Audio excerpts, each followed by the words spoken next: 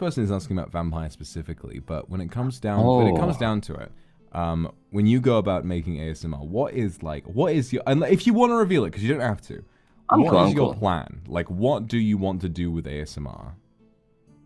Okay, so, the whole reason why I ever got into ASMR in the first place was because I stumbled upon these Diabolic Lovers drama CDs. And I get it. And the thing is that drama CDs are so immersive, and I always wanted to create anime, right? I always wanted to have the power to make anime and stuff, because I've always loved anime. But my hands are really bad at drawing stuff, and I can't really imagine things or make art of stuff. So I thought, what if I just do the voice acting and add sound effects, and that's it? You can close your eyes and imagine the anime in your head.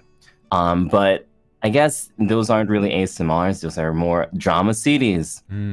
But I think that definitely my wheelhouse is the whole adding sound effects and editing stuff together to make it really feel like you're in an anime that I directed myself. And like that's so perfect, because I see my ASMR as like make-believe filmmaking, you know, in a way. Because not all of it is like super sexual. A lot of it tends to be sort of like plot driven and stuff like that. And I would really encourage you to like understand how much power you have to just do something live. And I think that given your sense of humor, you've got a lot of power to do something, improvisational. But obviously, your process is your own. I'm just saying, I think you'd be great at it, personally. Aw, thanks, Voxem. But that actually means a lot. I don't know, all the whole reassurances and stuff makes me really feel that I can do it. I don't really have any experience yet with doing it live, so maybe someday down the line I'll be brave enough to do it live. I think the thing I'm scared about the most, though, is thinking up of something and then just laughing at my own joke and then ruining the whole...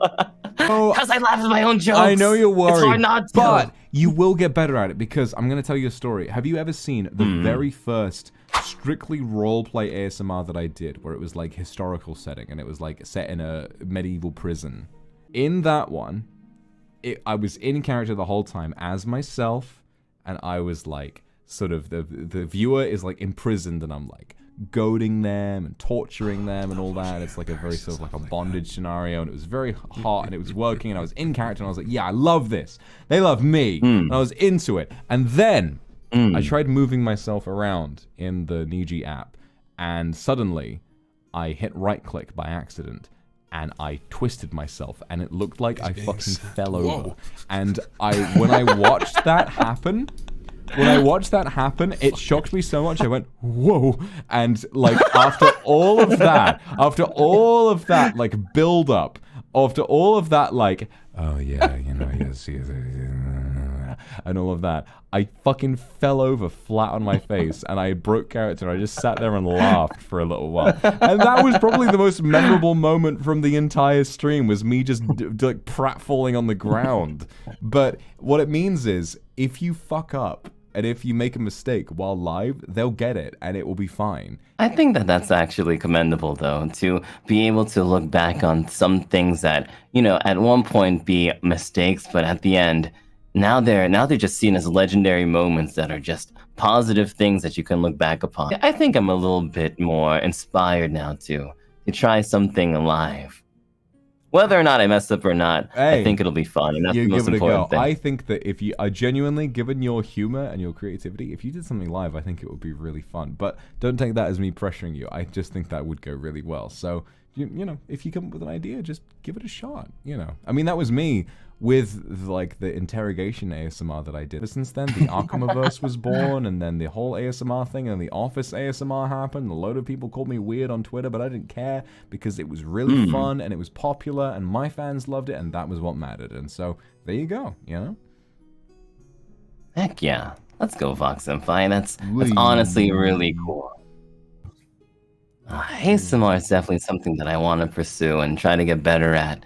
especially live. And 2 hours seems super duper duper long. I guess once you're in character, it doesn't really feel that way, you know, and you just kind of, you learn to, if you can't think of what to say, you just pause, read chat, try to come up with some ideas, and then you just sort of let it happen. Don't worry about filling all of those 2 hours with pure words. You know? It's true. I think something that drama series kind of lose is the whole interactivity thing to it.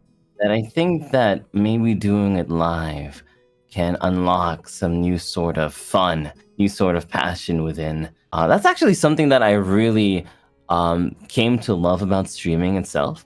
I thought that streaming games and stuff would be sort of difficult, but then I kind of realized that chat really does feel like 30%, if not more, of the whole stream experience, and chat makes it fun for me.